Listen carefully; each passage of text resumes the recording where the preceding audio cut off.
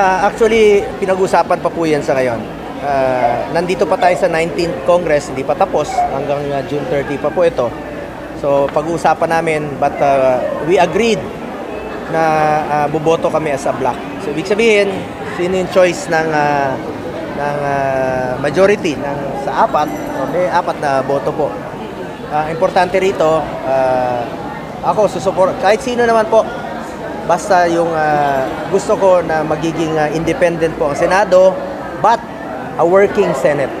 A working Senate, unahin yung interest ng bayan, unahin yung interest ng bawat Pilipino. Yun po ang magiging criteria ko po sa pipiliin naming next Senate President. Lahat naman tayo may karapatan.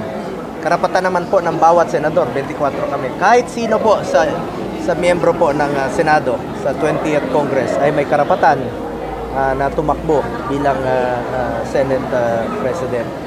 So it's open po yan lahat. But kami, we will vote as a block. Isa po ang aming suportahan, nagkaisa po kami. Yun po ang kasalukuyan naming pinag-uusapan. Yung magsusulong talaga ng mga pro-poor program sa ating mga kababayan. Initially, nagkausap rin po kami, nagkabatian rin po during the proclamation. Open naman po ang aming linya. Dahil magkasama po kami nung mga nakaraang kongreso rin po. So nanghingi ba silang suporta from you, sir? From our group, yes.